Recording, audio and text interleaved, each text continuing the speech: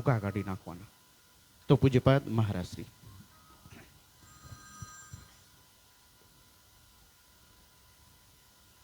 ભવ સંભવ ભીતિ ભેદનમ સુખ સંપત કરુણાનિકેતનમ વ્રતદાન તપ ક્રિયાફલમ સહજાનંદ ગુરુમ ભજે સદા વર્ણિવેશ રમણીય દર્શનમ મંદહાસ્ય રુચિરાનનાંબુજમ પૂજિતમ સુરનરોત્તમે મુદા ધર્મનંદનમહં વિચિંતયે ત્વં સુકાંતવ્રતમ કાંતમ ત્વં કાંતમ સર્વતોગતમ ત્વં ગતે દ્વે ગદેવત્વમ ત્વં વંદે ભક્તિપાસુક.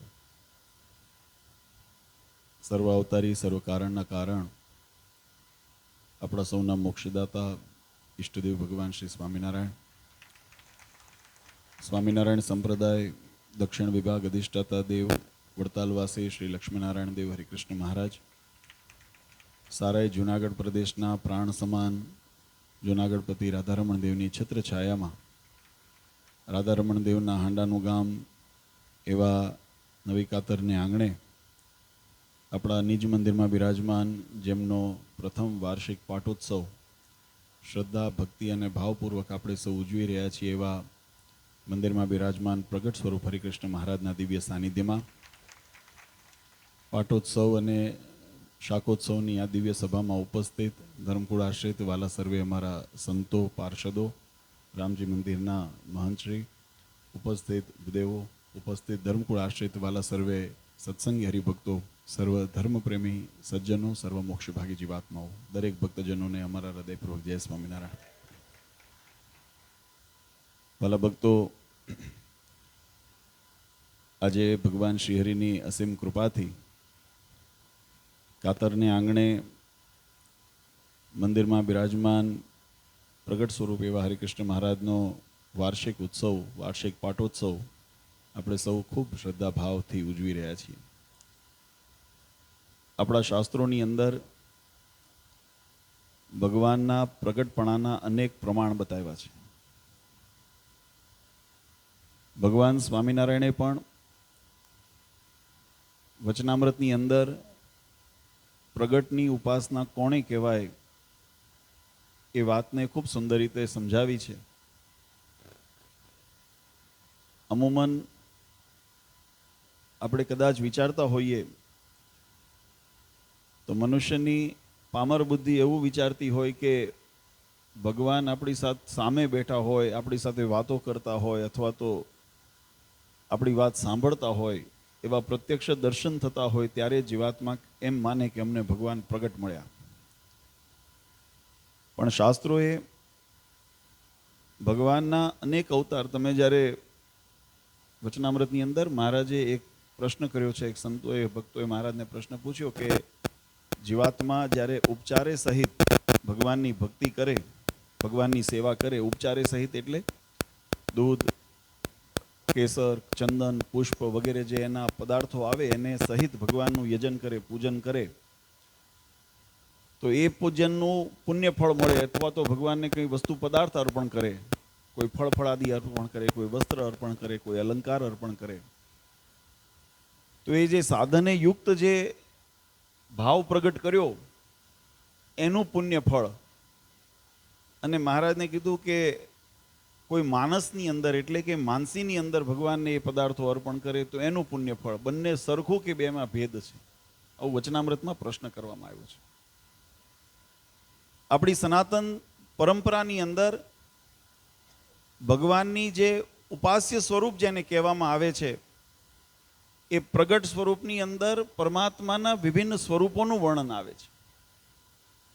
એની અંદર પરમાત્માનું એક સ્વરૂપ જે સાંગોપાંગ જેને સ્વરૂપ કહેવામાં આવે, એટલે કે પરમાત્મા જ્યારે આ ધરા ઉપર મનુષ્યાદી ચરિત્ર કરવાને માટે પધાર્યા હોય, અવતાર ધારણ કર્યા હોય, મત્સ્ય, કચ્છ, વરા, નરસિંહ, વામન ઇત્યાદિ, ભગવાન રામ, કૃષ્ણ, ઘનશ્યામ, ભગવાન સ્વામિનારાયણ ઇત્યાદિ અનેક અવતારો પરમાત્માના થયા, તો એ સ્વરૂપે પરમાત્માની પ્રાપ્તિ જીવાત્માને થાય એ ભગવાનનું પ્રગટનું સ્વરૂપ ગણવામાં આવ્યું છે.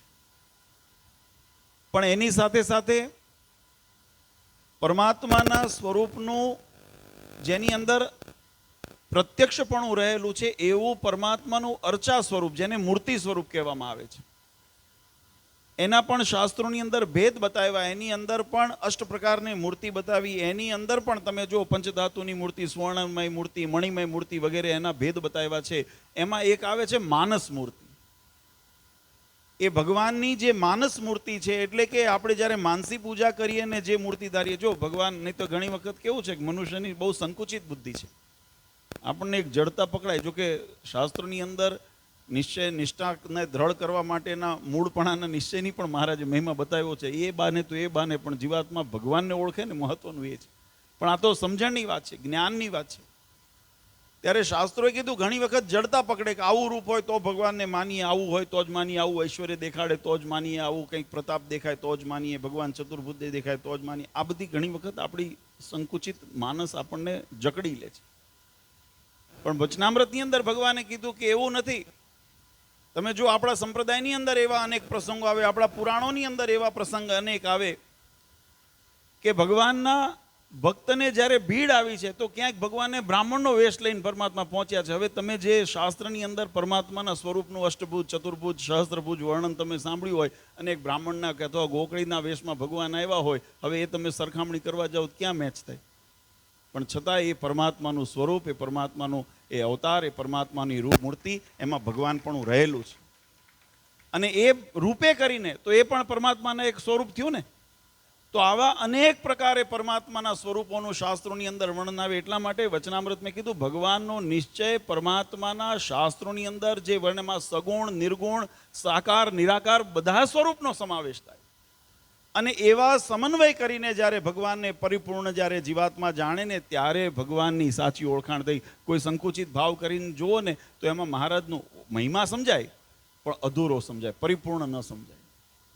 અને એટલા માટે વાલા ભક્તો, જે શાસ્ત્રની અંદર પ્રગટની ઉપાસનાની વચનામૃતમાં મહારાજે વાત કરી, એટલે મહારાજે એની અંદર વિશેષણ બતાવ્યું, જે ભેદ બતાવ્યો કે સાધને સહિત ભગવાનની ઉપાસના અથવા અર્ચા પૂજન કરીએ અને કદાચ માનસ પૂજન કરીએ તો બંનેનું ફળ સરખું. મહારાજ કે જો ભાવે કરીને કર્યું હોય ને તો બંનેનું ફળ સરખું થાય, એમાં જરાય શંકાને સ્થાન નથી. તમારા હૃદયનો ભાવ ઉર્મી કેવી છે એનાથી નિર્ભર થાય, સાધનથી એની તુલના નથી. નહીતર તો એવું થાય ને કે ધનાઢ્યના જ ભગવાન રહે, ગરીબના કોઈ દિવસ ઓલી શબરીબાઈના ભગવાન બોર ન ચાખ્યા હોત, એ સુદામાને ઘરે જઈને ભગવાન એના તાંદુલને જમીને ભગવાન એના ઉપર રાજી ન થયા હોત.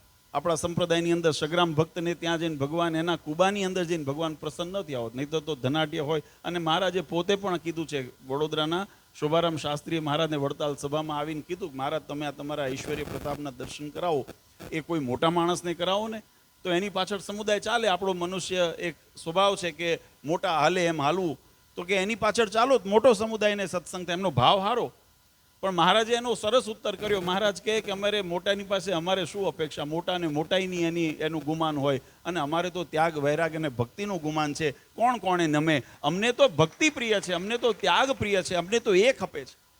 એટલે અમારે એ બહુ, અમારે જગતની લાલસા નથી, અમને જગતની મોટપની. કદાચ એ રાજી થાય તો અમને ગામ ગરાશ આપે, અમારે એની કંઈ ખપ નથી. અમારે તો ભગવાનનું ભજન થાય ને એ અમને વધારે પ્રિય છે. એટલે આ ભાવ જે છે ને, ભાવ જીવાત્માને મહારાજે એ જ વાત વચનામૃતમાં સમજાવી. મહારાજ કે પ્રગટની ઉપાસના કોણે કીધી? તો કે જેવી મર્યાદા, જેવો મહિમા, જેવો આપણને આત્મીયતા, ભગવાન પ્રત્યક્ષ સન્મુખ બેઠા હોય અને જે પોતાપણું જણાય એવું પોતાપણું, એવી મર્યાદા આપણને ભગવાન અર્ચા સ્વરૂપે એટલે કે મૂર્તિ સ્વરૂપે પણ આપણી સન્મુખ બેઠા હોય, અથવા તો કદાચ મૂર્તિ ન હોય તો પણ અંતર્યામી રૂપે ભગવાન આપણા અંતરની અંદર બિરાજમાન છે, એવો અખંડ ભાવ આપણો જો રહેતો હોય અને આપણે એવી જ મર્યાદા રાખીએ, એવો જ ભાવ પ્રગટ કરીએ, એવી જ સેવા કરીએ, એવી જ ભક્તિ કરીએ, તો મહારાજ કે પ્રત્યક્ષ અને પ્રગટની ઉપાસના છે, એમાં જરાય શંકાને સ્થાન નથી. એના માટે કોઈ સાધનના અવલંબનની જરૂર નથી.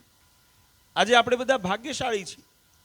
આપણા ગામની અંદર આમ તો જૂનો સત્સંગ નંદ સંતોએ પ્રવૃત્ત આવેલો, ભગવાન શ્રીહરિના સમકાલીન સમય આખો આ પટ્ટો વિસ્તાર, એની અંદર ઘણા બધા સત્સંગના ગામડાઓ આપણા વડીલોની અંદર સત્સંગી સંતોના માધ્યમથી ઉતરેલો છે. સમયાંતરે આપણા જૂના મંદિરો હતા, ક્યાંક 100 વર્ષ જૂના, ક્યાંક 150 વર્ષ, 125 વર્ષ જૂના, અલગ અલગ ગામની અંદર મંદિરો નિર્માણ થયેલા છે. અને કોઈ એ મંદિરો જ્યારે જીર્ણ થયા ત્યારે એની અંદર હરિભક્તોને પણ મનમાં એમ થયું કે ભાઈ અમારા ઘરના ઘર અમે પાકા કર્યા, નળિયા મટાવીને, માટીના ચણતર મટાવીને સ્લેબ ભર્યા, તો ભગવાનનું મંદિર કેમ નબળું રહે?